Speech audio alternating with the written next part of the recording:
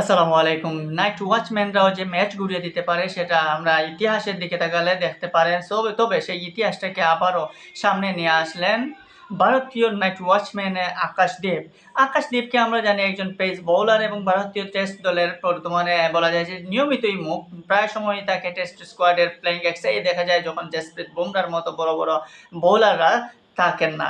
So এই ম্যাচেও তার ব্যতিক্রম হয় নাই। এখানেও জসপ্রীত বুমরা এই ম্যাচে পঞ্চম টেস্ট যেটা চলতেছে ইংল্যান্ড এবং ইন্ডিয়ার সাথে, ইন্ডিয়ার মধ্যে, সেই টেস্টটা ইন্ডিয়ার জন্য খুবই ইম্পর্টেন্ট। কারণ ৫টা টেস্ট সিরিজে ৫টা টেস্ট ম্যাচের একদম লাস্ট ম্যাচ এটা, এবং ৫ ম্যাচ সিরিজে এই মুহূর্তে ইংল্যান্ড ২-১ এগিয়ে আছে। একটা মাত্র টেস্ট ড্র হয়েছে। সো এই টেস্টটা ইম্পর্টেন্ট ইন্ডিয়ার জন্য, যে জিততেই হবে। যদি না জিতে তাহলে সিরিজটা হবে, ড্র করলেও হবে না। সো সেই টেস্টের দিকে আপনি যদি তাকান, ব্যাকফুটে ছিল প্রথম ইনিংসে ইন্ডিয়া তেমন একটা ভালো একটা পারফরমেন্স দেখাতে পারে নাই।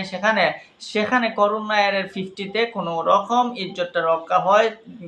ইংল্যান্ডের আটকিনসন খুব দুর্দান্ত বোলিং করেন, 5টা উইকেট পান।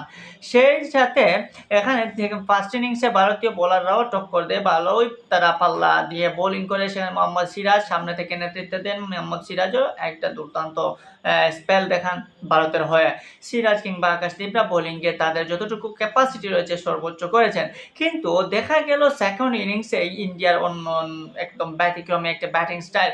যখন ইন্ডিয়ার শুরুতেই ঢুকছিল ওপেনিং জয়সওয়ালের সাথে, ওপেনিংয়ে টিকতে পারেন নাই কেএল রাহুল কিংবা ওয়ান ডাউনে নামা সাই সুদর্শন দুর্দান্তভাবে শুরুতেই ভারতকে চেপে ধরে ইংল্যান্ড। সো সেখান থেকে ইন্ডিয়াকে উপরে উঠতে হলে বা ইন্ডিয়াকে এখান থেকে ভালো কিছু এনে দিতে হলে একটা ভালো পার্টনারশিপ করা প্রয়োজন। এবং সেক্ষেত্রে সবাই ভেবেছিল যে হয়তো এই মুহূর্তে উইকেটে আসতে পারেন ক্যাপ্টেন শুভমান গিলের মতো ওয়ার্ল্ড ক্লাস ব্যাটাররা, কিংবা তাদের যে ফার্স্ট ইনিংসে 50 মারা করুণ নায়ারও আসতে পারতেন। কিন্তু না, সেখানে আসলেন নাইট ওয়াচম্যান খ্যাত আকাশদীপকে গৌতম গম্ভীর কিংবা ক্যাপ্টেন শুভমান গিল পাঠিয়ে দিলেন নাইট ওয়াচম্যান আকারে দ্বিতীয় উইকেটে। এবং দ্বিতীয় উইকেটে এসে আকাশদীপ যেভাবে ইংল্যান্ডের বোলারদেরকে সামলালেন, সেখানে তিনি প্রশংসা পেতেই পারেন। আকাশদীপ খেললেন একটা 66 রানের দুর্দান্ত একটা ইনিংস। 66 রানের এই ইনিংসটার ফলে জয়সওয়ালের সাথে একটা বিগ পার্টনারশিপ করে ফেলেন, এবং সেই বিগ পার্টনারশিপের ফলে এই মুহূর্তে ইন্ডিয়া এই টেস্টে এখন পর্যন্ত নিজেদেরকে এগিয়ে রাখছে। 200+ একটা লিড দিয়ে ফেলেছে। সো এই টেস্টটা এই মুহূর্তে ইন্ডিয়া নিজেদেরকে বলতে পারে যে তারা এই মুহূর্তে ভাগ্যবান, তারা হয়তো এই টেস্টটা জিততে পারবে। সেই জেতার পেছনের মূল কারিগরটাই আপনি আকাশদীপকে ধরতে পারেন। নাইট ওয়াচম্যান হিসেবে ব্যাটিং করতে আসা আকাশদীপ ক্যারিয়ারের প্রথম 50 দেখা পেলেন, সেই সাথে এত কার্যকরী, এত উল্লেখযোগ্য একটা ইনিংস, 66 রানের যে একটা ইনিংস, সেই ইনিংসের উপর ভর করে ইন্ডিয়া এই মুহূর্তে জয়ের মুখ দেখতে পারে, যদি সেকেন্ড ইনিংসে তাদের বোলাররা চেপে ধরতে পারে ইংল্যান্ডের ব্যাটারদেরকে। এই মুহূর্তে ইন্ডিয়া যে ধরনের একটা অবস্থানে রয়েছে, সেই অবস্থান থেকে তাদের জয় ছাড়া বিকল্প কিছু ভাবার নাই।